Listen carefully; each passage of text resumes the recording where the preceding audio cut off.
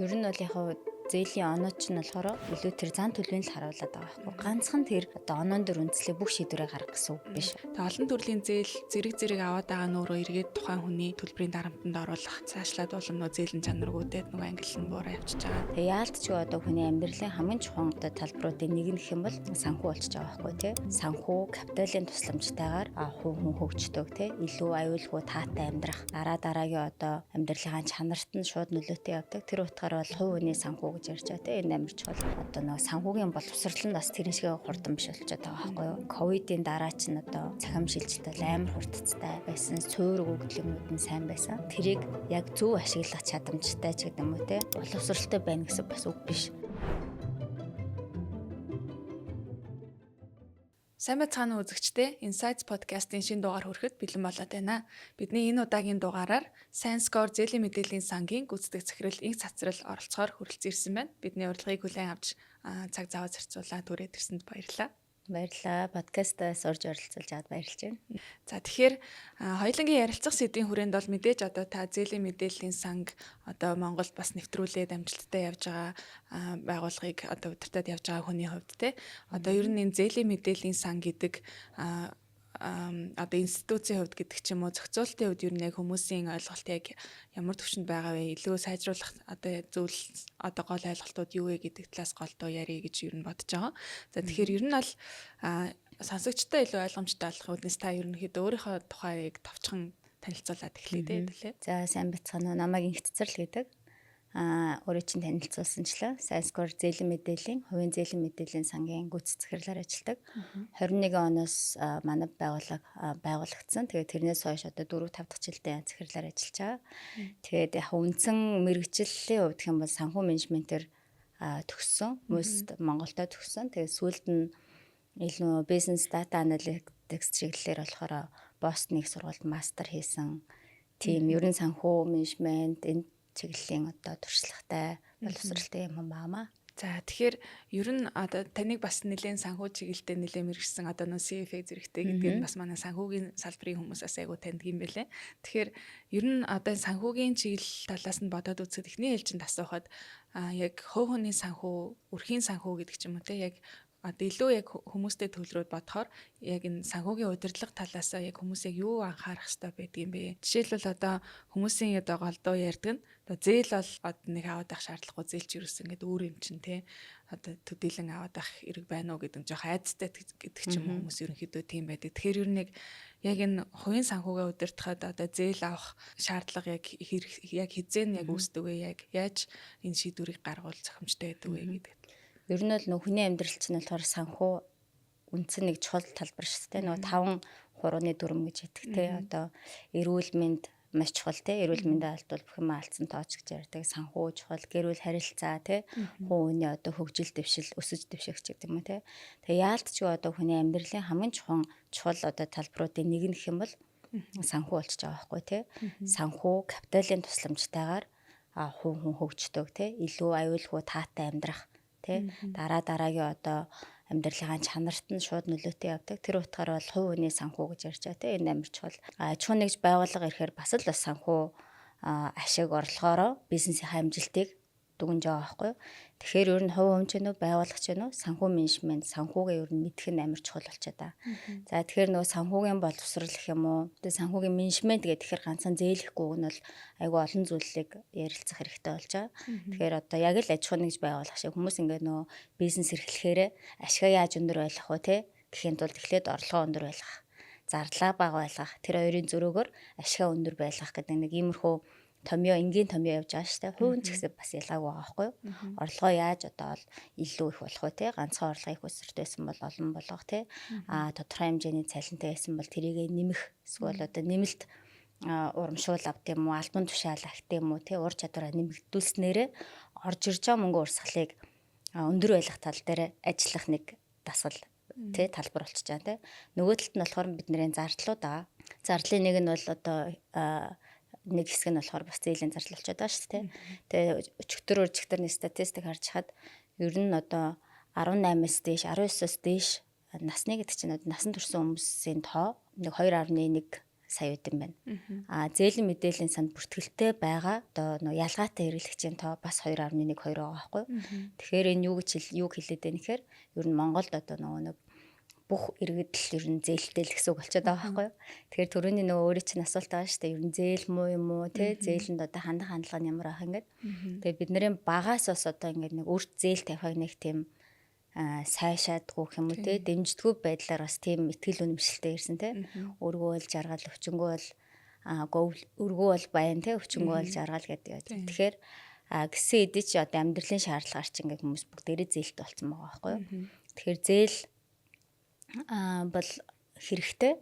Гэхдээ бас юун зарцуулж байгаа вэ?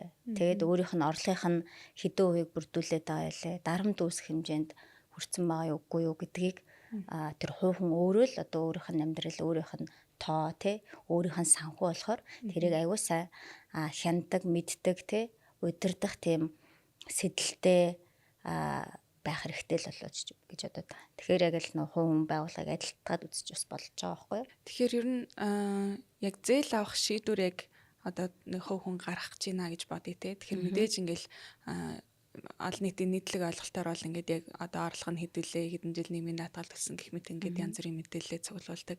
Тэр ер нь яг хамгийн одоо яг зээлийн шийдвэр гаргахад үндэслэдэг гол чухал мэдээлэл нь тухайн хүний хувьд яг юу байдаг вэ? Яг хувь хүний үднэс ч гэсэн магадгүй бас одоо жижиг дунд бизнес эрхлэгч нарт гэдэг ч юм уу те бас байгууллагын зээлгээд тэр яг хамгийн чухал одоо яг үндэслэж гаргадаг шийдвэр гаргадаг үндэслэл яг юун дээр байдаг вэ?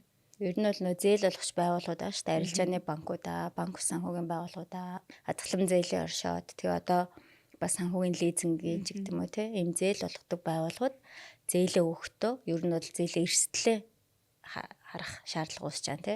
Яг одоо энэ хүнд зээл өгөөд явуулахад эргэж төлөгдөх магадлал их байна уу, бага байна уу? Тэр эрсдлийг хэмжээд байгаа нь өөрөө тэр хүний эрсдлийг хэмжиж байгаа тохирсон санхүүгийн бүтээгдэхүүн хөхгүй даа тий. Тэр эрсдлийг хэмжихдээ ерөнхийдөө хоёр өнцгөр бас хэмжиж болж байгаа байхгүй. Нэг нь болохоор чадамж талдаа тий. Ер нь даац гэх юм уу тий. Хэрэг хэмжээний зээлийг аваад эргүүлэн төлөх чадамжтай хүн байна вэ?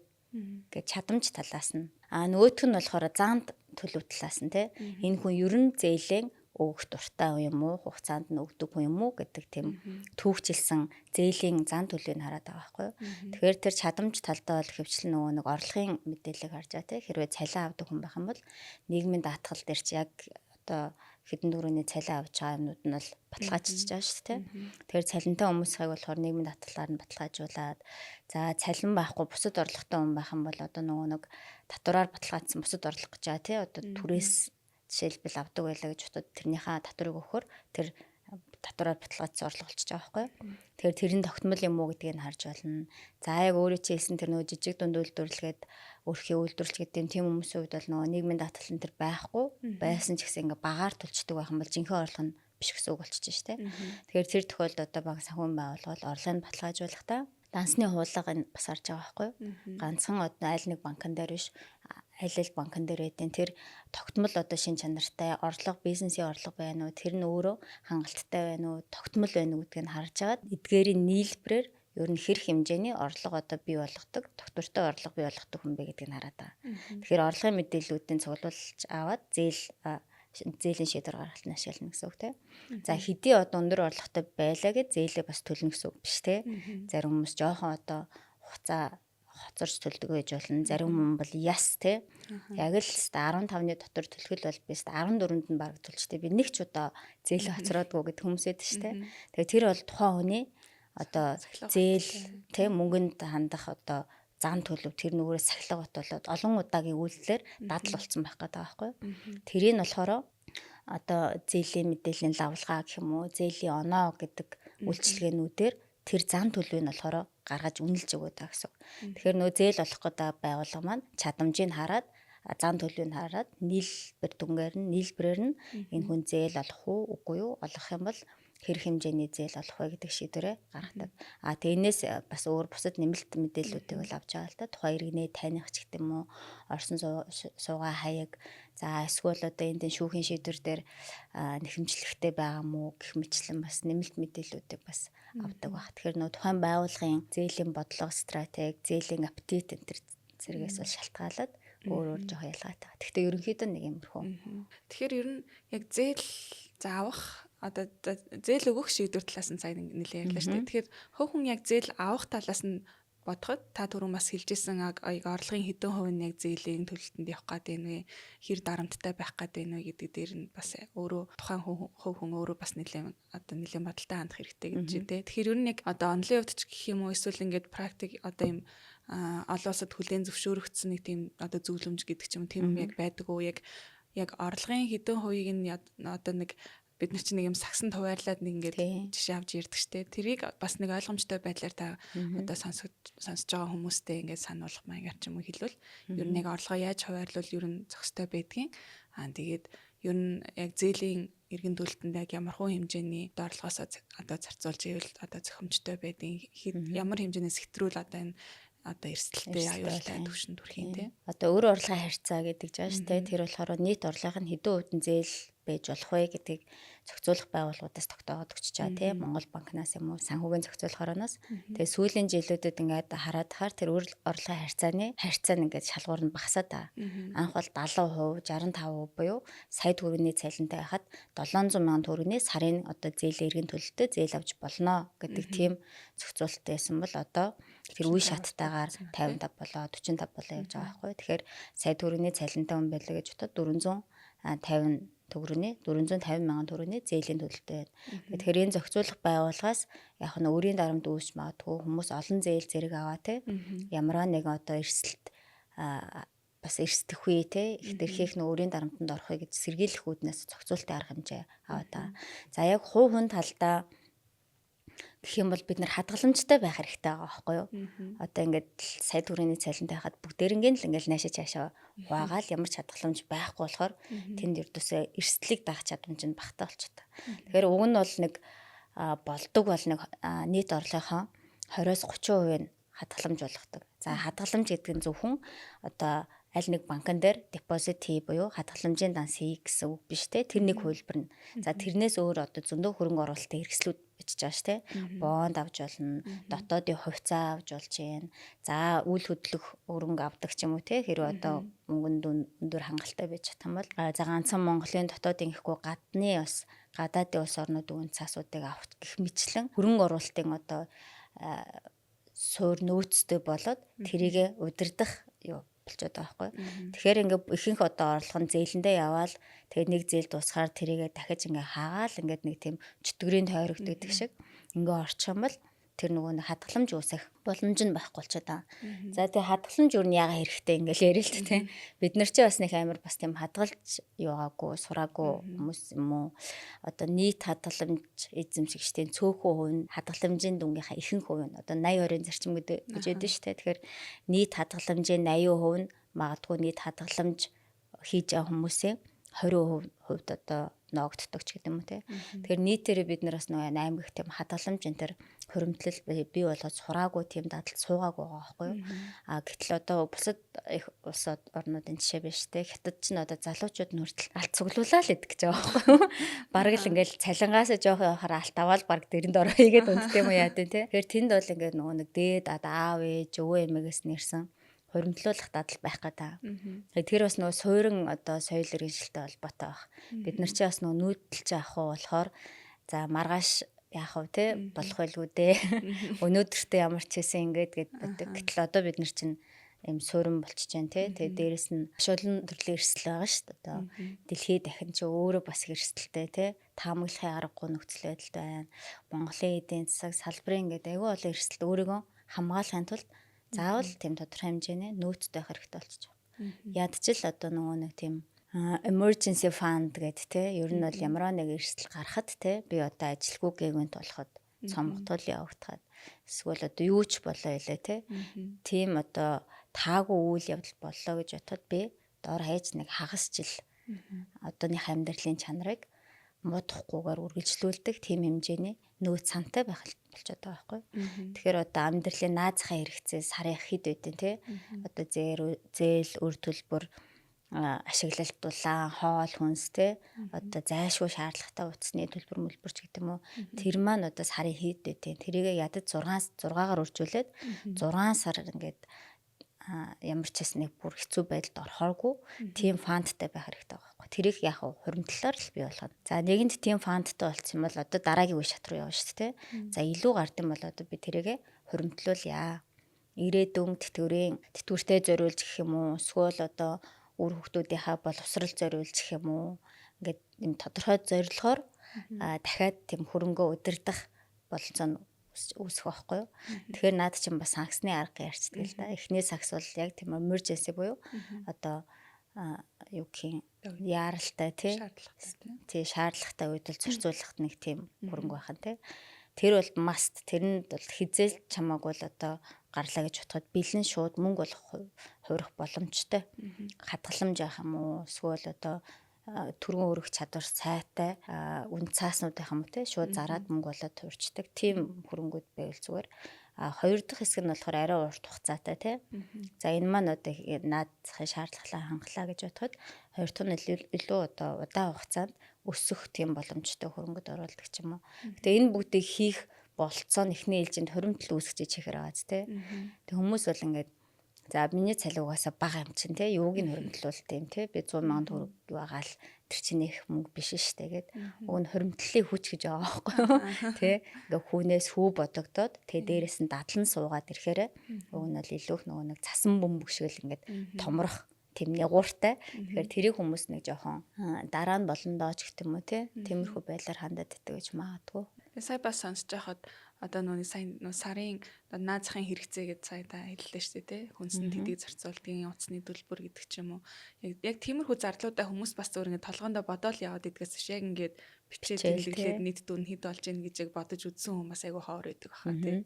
Тэгэхээр тэр эхний ээлжинд ядаж бүгдээрээ нэг тийм зардлаа яг хэд байдгүй гэдгийг тооцоод үзчихвэл айгүй хэрэгтэй юм байна. Яг үнэн тий.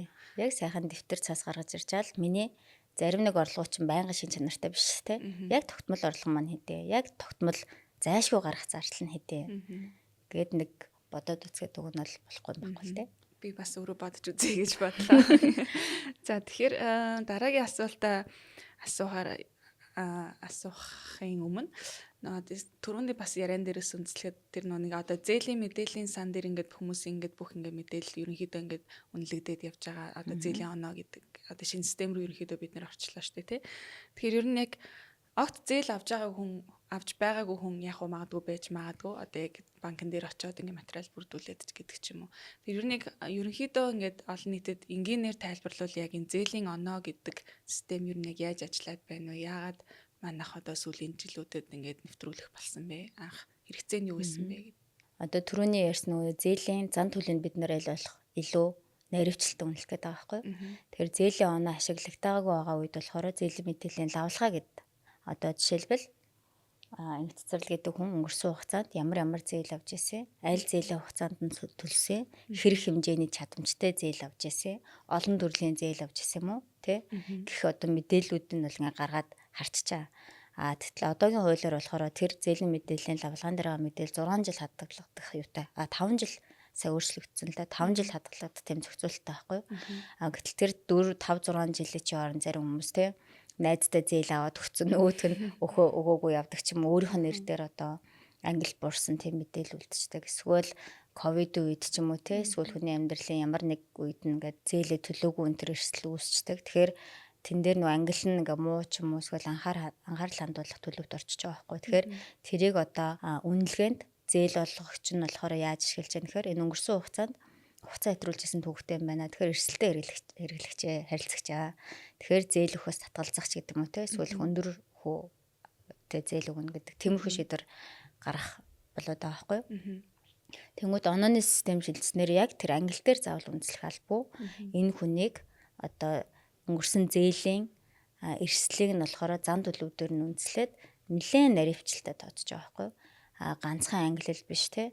Ер нь хэдэн төрлийн зээл авч ирсэн. Сүүлийн үед зан төлөв нь хэрхэн өөрчлөгдөж байгаа нь те. Хугацаа хэтрүүлэлт үүсэж байгаа. Гэхдээ сүүлийн хэдэн жил бол те дандаа хугацаанд байсан байна.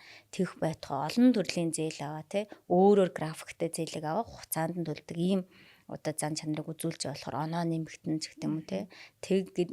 Гэнэт тэгж явж яснаа олон сар ингээд дандаа хугацаа хэтрүүлээд тахаар оноо нь буурдаг ч гэдэг юм илүү тийм динамик тэг байнга өөрчлөгддөг. Дээрээс нь зан төлөв сахилга бат нь сайжрахын ирээр сайжирдаг тийм одоо систем байгаа байхгүй. Тэгээ гол давуу тал нь гэдэг юм бол ер нь бол оноо ч ингээд 300-аас 850 хооронд ингээд хүмүүс үнэлэгдчихэж байгаа. Хоорондоо ранк ордер буюу хооронд эренбэлсэн байдлаар эрсдлийг үнэлж байгаа байхгүй. Тэгэхээр илүү өндөр оноотой хүмүүст бол илүү таатай нөхцөл ирдэг тийм одоо бүтээгдэхүүнүүд ер нь явандаа гарна л гэсэн.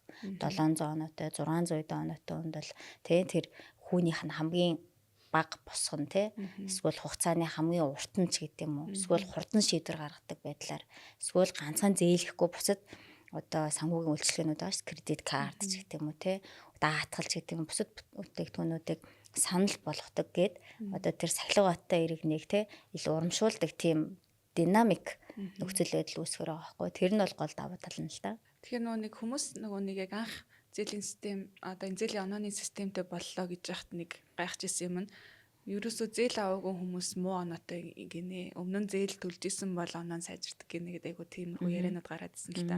Тэгэхээр ерөөсөө өмнө нь зээл авч байгаагүй хүний оноог жишээ нь яаж тооцох вэ?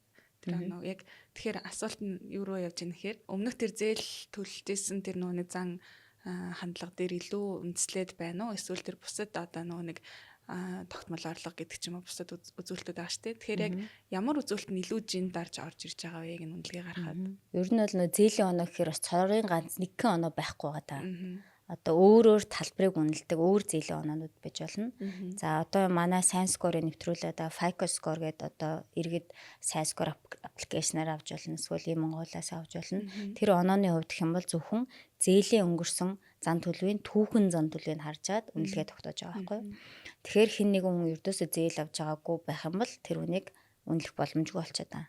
Яа гэх юм бол зээл аваагүй сайн гэх юм уу яг зээл авахаараа төлөхгүй байх юм уу төлөх юм уу тийм баримжаа байхгүй болчиход байгаа байхгүй түүх байхгүй тийм болохоор ердөөсөө зээлийн түүхгүй нь болохоор оноо гарч одоогийн байдлаар гарахгүй байгаа. Гэхдээ энэ дээр өөр оноонууд байж болно. Орлого дээр нь суурилсан эсвэл одоо торгуулж гэдэг юм уу бусад одоо сахилга зан төлөв дээр нь үнэлсэн оноо байж болно. Тэгэхээр ер нь бол жоохон ганцхан оноо байна гэхгүй олон төрлийн оноонуудыг ашиглаж аваад тэр зээл болох байгууллагууд нь шийдвэртэй ашиглаад л гаргана гэсэн үг л дээ. Тэгвэл одоо би жишээ нь өнөөдөр ингээд зээл авах гад оноогоо шалгалаа за магадгүй 700 оноотой ч юм уу байлаа гэж бодоход одоо тэр оноо яг ямар хугацааны татамжтай шинжлэгдэх вэ? Дахиад би маргааш харангуут миний өнөөдөр хийсэн төлбөрөөс үндэслээ шууд ингээд шинжлэгдэх үү? Эсвэл ингээд тухайн юм тогтмол давтамжтай нэг хэдэн сарын зайтай гэдэг ч юм уу тийм байгаа юу? Ер нь бол оноонд нөлөөлөх оноо бол ер нь байнга шинжлэгдэнэ. Сарын төлөлт хийгээд ч гэдэг юм уу эсвэл шин зээл авлаа. Зээлээ өгөхгүй хоцроолоо тэр болгонд чинь дандаа ингээ мэдээллүүд нь шинжлэгдэж байгаа байхгүй юу тэгэхээр тэр болгонд бол оноо бодолт хийгдэж байгаа. Гэхдээ оноо өөрөө савлгаа арай багтай. Одоо ингээл чамаг өнөөдөр амар сайн хүн гээл тэгснэ маргааш амар муу хүн болгочвол болохгүй ш. Тэгэхээр ерөнхийн нэг суурь байдаг. Тэр нь бол тийм амар одоо богино хугацаанд өндөр савлахгүй айжмаараа тэр хүн тууштайгаар зээл хугацаанд төлөөд сахилга баттай харагдаад байх юм бол аяандаа ингээ өсдөг. Тэгэхдээ тэр нь одоо таны зээлийн дансанд орж байгаа өөрчлөлт болгоно оноонд нь тооцоологдоод явж идэг гэсэн үг. Та түрүүндээ яг ямархуу мэдээлэл ашигладгийг хэллээ. Гэхдээ яг энэ хувийн зарим хүмүүс ч нэг яг миний мэдээллийг ингээд хамаагүй аваад байгаа юм биш үү? Ингээд мэдээллийн аюулгүй байдал талаас яаж байгаа юм бэ гэдэг тиймэрхүү асуудлыг бас гаргаж ирд юм байл л дээ. Тэрийн тал дээр та юу гэж хэлэх вэ? Тэгээ яг зээлийн мэдээллийн сан гэхээр зээлийн мэдээллийн хууль гэдэг байгаа байхгүй юу? 2011 онд батлагдсан. Тэгээд өөрчлөлтүүд ороод явдаг. Хамгийн сүүлийнх нь сая 25 оны 9 сард тэр зээлийн оноо ашигладаг болно гэсэн тийм өөрчлөлт орсон хууль байгаа. Тэр хууль дээр юу гэж заасан бэ гэхээр ерөнхийдөө зээл олгож байгаа байгууллагууд хуулиараа тухайн нэг иргэн зээл авлаа гэж бодоод тэр мэдээллийг санал руу явуулах тийм үүрэгтэй байхгүй. Гэхдээ иргэнийхээ зөвшөөрлийг авч байгаа. Одоо жишээлбэл би инхтцэрлэлтэй голомт банкн дээр очиод шинээр зээл авъя, эсвэл кредит карт авъя гэх юм бол хуулиараа зээлийн данс нээснээс 72 цагийн дотор зээлийн мэдээллийн санал руу мэдээлэл нь явна гэсэн үг. Гэхдээ анхнаасаа би кредит карт авах гээд форм энэ бүгэлдэг шүү дээ. Тэн дээр надаас зөвшөөрөл авна За энэ таны мэдээллийг энэ хуулийн дагуу зээлийн мэдээллийн сан нийлүүлэх нь байна та энэ дээр консент өгж зөвшөөрч гэнэ үү гэдэг. Тэгээ би зөвшөөрөөд тэгээ гарна гэсэн үг. Тэгэхээр тэрнтэй холбоотой одоо би кредит картаа ашиглах эсвэл хугацаанд төлбөр төлөхгүй байх те тэр мэдээллүүдийг бас одоо голомт банк маань зээлийн мэдээллийн саналуу тогтмол тэр хуулийнхаа хугацаанд бол нийлүүлээд байна гэсэн үг байхгүй. Тэгэхээр анханасаа тэр нөгөө эцсийн хэрэглэгчийн зөвшөөрлөлтөд нийлүүлэгдэж байгаа мэдээлэл сан болж байгаа гэсэн үг. Тэгэхээр бас нэг сонирхолтой юм нь одоо дийлэнхтэй бол яг уу зээл авахд бид нөгөө нэг барьцаа хөрөнгө гэдэг ч юм уу яг коллатерал гэдээ гаргаж өгдөг шүү дээ. Тэгэхээр зээлийн оноон дээр үндэслээд зээлийн шийдвэр гардаг болчихж байгаа ч гэсэн давхар одоо энэ банк санхүүгийн байгууллагууд зээл олгож байгаа байгууллагууд барьцаа хөрөнгө бас шаардж байгаа хэвээрээ юу эсвэл энэ шилжилт хийгдээд бас зохицуултан дээр өөрчлөлт орох уу? Ер нь ямар хуу хандлагатай байхаар байгаа. Ер нь бол яг зээлийн оноо ч нь болохоор илүү тэр зан төлөвийг л харуулдаг байгаа байхгүй. Ганцхан тэр одоо оноон дөр үндэслээ бүх шийдвэрээ гаргах гэсэн үг биш. Одоо ингээ хоол хийхэд айгүй олон орц ордон шүү дээ. Гурил давс суус гэдэг шиг нэг орц нь бол ингээ зээлийн оноо болчтой байхгүй. Тэрнээс ч нөгөө зээл олгож байгуулах маань хэдэн дүүрний зээл өгхийн, тэр бизнесийг яаж үнэлхийн, жидүү байх юм уу, том бизнес байх юм уу, хувь юм уу, хэрэглээний зээл юм уу гэдэг тэр бодлого төр үндэслээд барьцаа өрнгийн шаардлага юмнууд нь байна л гэсэн үг. А гэхдээ тэр хэрэглэгчийг ер нь илүү таних те эрслийн үнэлэх дээрээ оноог нь аваад ашиглаж байгаа байхгүй. Тэгэхээр тэр барьцаа өрнгийн шаардлага бусад шаардлагууд нь зээл олгохчоос шалтгаалаад ер нь байна л гэсэн үг. Тэгэхээр ерөөсөө зээлдэгчийг илэрхийлэх зүгээр нэг төрлийн л үзүүлэлт болж гарч байна. Тийм нэг үзүүлэлт байхгүй. Одоо хүн өнөө ч одоо олон үнэлгээгээр үнэлнэ шүү дээ. Тэрний нэг үнэлгээ нь л гэсэн. Түрүү нөгөө нэг хэлжсэн одоо яг нэг шинэ мэдээлэл үүсгэл тэр нөгөө нэг онооны үнэлгээний цаана нөгөө бодогдож байгаа юм нөлөөлөл явчихж байгаа гэсэн чинь. Тэгэхээр яг одоо яг зохицуулт нь яаж өөрчлөгдөж байгаа, шинжлэгдэж байгаа ямар процесстэй явж байгааг яг шууд хэлж мэдэхгүй байна л да. Гэхдээ одоо нөгөө нэг ялангуяа хэрэглээний зээл дээр манайхан одоо олон янзын одоо аппликейшн ашиглаад зэрэг зээл аваад ах хандлага айгүй нэмэгдээд байна. Тэ банкны зээлнээсээ гадна аппликейшнээр зээл авч ийн, банк бусаас зээл авч ийн гэд. Тэгээ олон төрлийн зээл зэрэг аваад байгаа нь өөрөө эргээд тухайн хүний төлбөрийн дарамтанд оруулах гэдэг ч юм уу. Эсвэл нөгөө нэг буцаад нөгөө эргэж төлж чадахгүй болохоор цаашлаад улам нөгөө зээлэн чанаргуудад нөгөө англи нь буураа явчихж байгаа. Бодит байдлын айгүй тийм хандлага руугаа яваад байна гэсэн эрсдэл өндөр байгаа юм билээ. Тэгэхээр ер нь яг энэ одоо яг бүх аппликейшнийг ингээд зэрэг нээж агаад яг ингээд зээл авдаг гэдэг яг тэр боломжийг байгаа юу? Яг тэр нэг онооны систем гэдэг чим эсвэл тэр зээлийн мэдээллийн санал очиж байгаа мэдээлэл яг одоо real time гэдэг чтэй яг шууд очиж чаддаг уу? Эсвэл тэрийг нөгөө нэг одоо шууд биш байгаад байгаа учраас зохицуулах шаардлага үүсээд байгаа юу? Ер нь бол одоо яг хуулиэл барьж штэ гэдэг шиг тий. Хуулийн дээр мань ер нь зээлийн мэдээлэлд өөрчлөлт оруулахаар орсны дараа 72 цагийн дотор мэдээлэл хууль өөрөхтэй байхгүй. Тэгэхээр заавал одоо real time гэж бас тийм байхгүй. Тэгэхээр хууль маань бол 11 оны хууль байгаа шүү дээ. Гэтэл чи одоо нөгөө технологийн шилжилт, цахимжилт те энэ аппликейшн финтек ч нөгөө хөгжил нь айгүй хурдан явц учраас тэн дээр ингээд тодорхой хэмжээний нөгөө нэг gap буюу те зөрүү үүсэнгүү тэн дээр хүмүүс зээлийн мэдээллийн санд нийлүүлэгдэж амжаагүй байх үед нь олон газраас зэрэг зээл авч байгаа юм үзэгдэл болоод байгаа байхгүй. Тэгэхээр тэр нэг талаараа бас ингээд тийм одоо нөө цоорхоо гэдэг шиг боломж байгаа ч гэсэн иргэндээ буцаагаад тэр чи өрийн дарамт болно те ямар нэгэн эрсдэл те нэг бизнес нь санснаар нь явахгүй байлаа эдийн засаг жоохон өөрчлөгдлөөч гэдэг юм уу те одоо бид нар чи ингээл төлс шатхуун тог те ингээл урд хоёр хөршөөс хамааралтай байгаа ш. Тэгэхээр нэг хүн бүх эрсдлийг тооцох боломжгүй байгаа байхгүй. Тэгэхээр тийм эрсдэл гарлаа гэж бодоход тухайн хүний одоо бизнес нь амьдралын чанар нь нөлөөлөгдөх тийм одоо эрсдэлтэй байхаар байгаа байхгүй. Тэгэхээр хэд их нөө хэмжээний зээл өөрийнхөө чадамж багтаамжаас их зээл левериж ингээ авчаар ер нь эрсдлийг өндөрснө л гэсэн. Өндөрсөхдөө үржүүлэгдэж өндөрснө. Amplify хийнэ гэж ярьдаг байхгүй тий. Тэгээ дээрэс нөгөө хэтэрхий олон зээл аваад хаар чинь хүмүүс нэгээгээ төлж чадахгүй болохоор дахиад зээл аваад тэрийгээ дахиад ингээд өөр зээлээр хаачдаг юм шиг.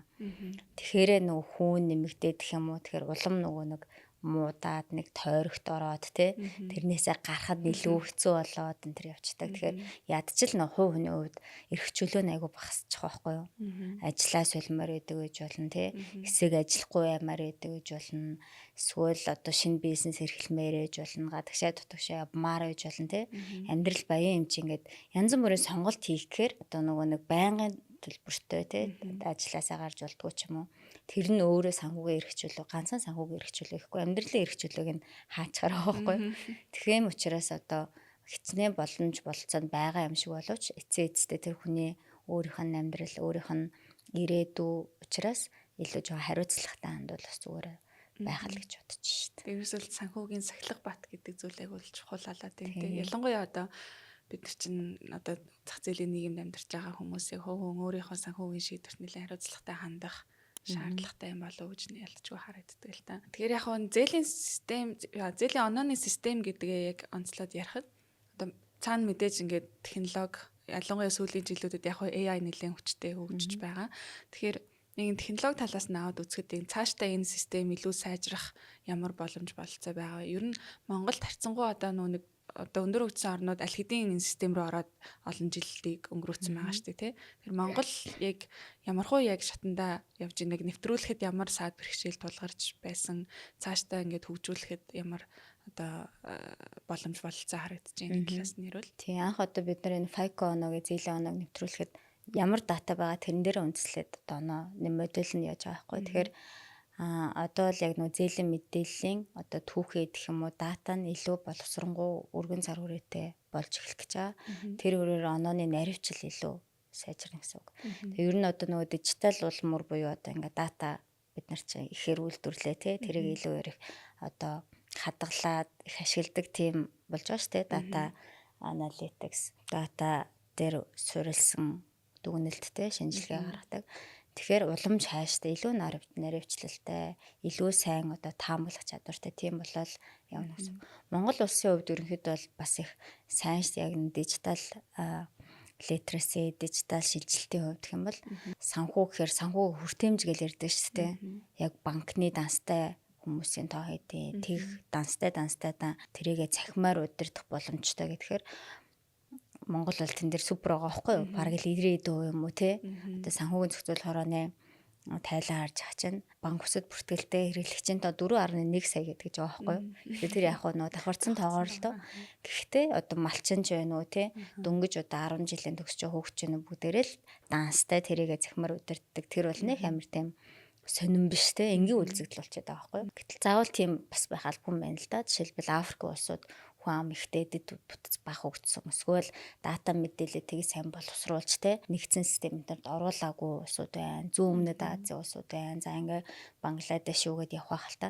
Тэгэхээр тэнд бол жинхэнэ одоо нэг санхүүгийн хүртээмжийг нэмэгдүүлэх гэдэг зорилго аюу хөдөг байхгүй юу. Тэр хаа байсан тэр нэг тосгонд байгаа хүнийг те нөгөөд чинь те мөнгө одоо бэлэн мөнгөөр авд юм уу? Санхүүгийн харилцаа гүйлгээ энэ хийх гээд хаад хэцүү байхаар чинь одоо хэдгээр зам билээгээд тэр утгаар бол Монгол бол яг айгүй адванс буюу их ахиц дэвшилтэй сайн явж байгаа. Тэрнээс хөрөг тал нь гэдэг юм бол одоо нэг санхүүгийн боловсрол нь бас тэрэн шиг хурдан биш болчиход байгаа байхгүй юу. Яг ингээл ковидын дараа чинь одоо цахим шилжилт бол амар хурдцтай байсан, суурь өгөгдөл юмнууд нь сайн байсан. Тэгээд одоо маш олон финтек ап те одоо бид нар чинь даатгал, хувьцаа, бонд, зээл, хадгаламж гэлээр бүхэл санхүүгийн үйлчилгээнүүдийг гар утсаа ашиглаад хідэн удаа клик дараал авах боломжтой болчиход байна шүү дээ. Тэгэхээр эн чинь бол өөрөө аюу тийм нэг технологийн хувьд гэх юм бол гоё ингээ бэлэн гоё юмнууд гараад ирж байгаа байхгүй.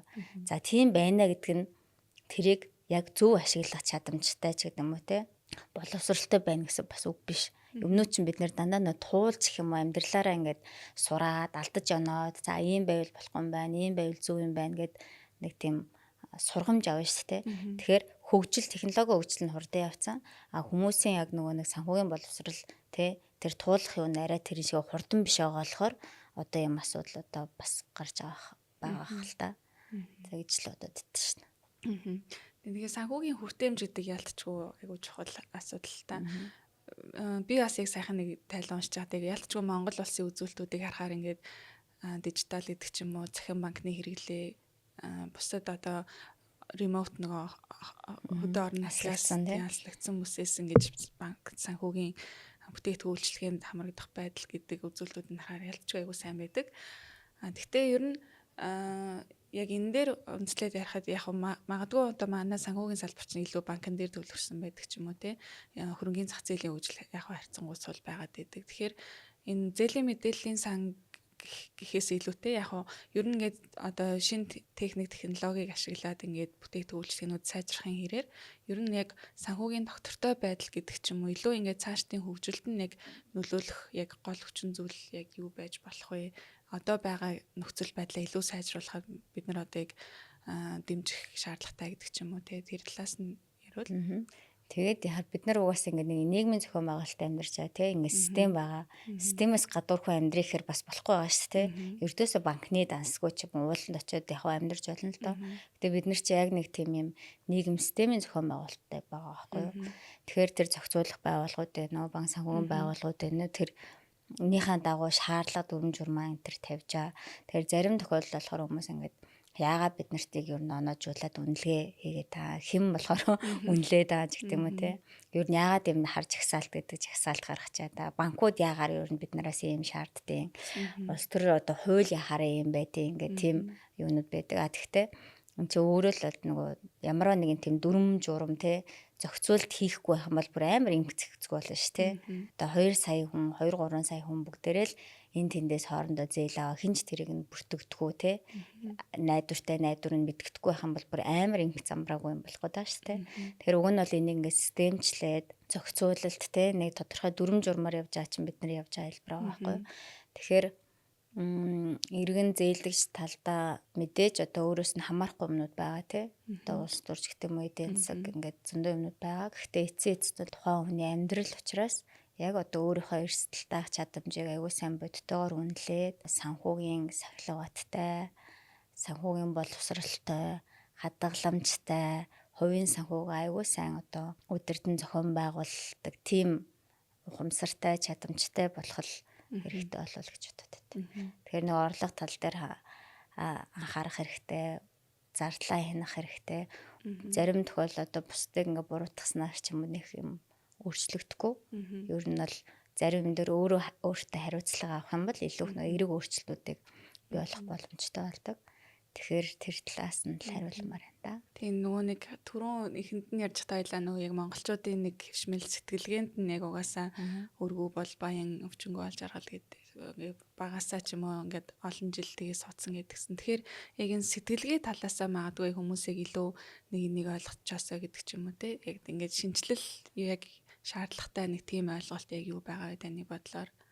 Арай хөнгөнөр хэлвэл яг ер нь аль ингээд олон нийтийн дунд ингээд буруугаар гэх юм уу нэг юм хэвшмэл ойлголт үүссэн ямар нэг зүйл дээр та нэг одоо хүмүүс нэг энийг л ойлгочаасаа нэг юм шин юм одоо ер нь одоо дэлхийн нийт нэг юм юмыг хүлээн зөвшөөрсөн байдаг да гэд хэлвэл одоо зээл авч болно. Тэгээ тэрийг юунд зарцуулж байгаагаа л жоо хянах хэрэгтэй. Зөвхөн хэрэглээ ингээд болол те утас аваа ч юм уу юм ч юм аавал гэх тэр бол буцаж нөгөө орлого олж ирэхгүй тийм урсах зардал мэгийн зүйл зарцуулаад их юм бол юу авах гэдэг тийм таатай биш болчиход байгаа байхгүй. Тэгэхээр хөрөнгөө одоо бид нар ч гэсэн бүх юм одоо энэ орчлоор чинь үнэгүй биш үнэтэй байгаа байхгүй тий. Амьдрахад хүртэл бид нар цаг хугацаа яаж जैन тий. Яг өөрийнхөө байгаа бүх нөөц боломжтой санхүүгийн болон тэр оюуны чадам цаг хугацаа гэд тэрийг юун зарцуулах вэ гэдэг нь амар чухал.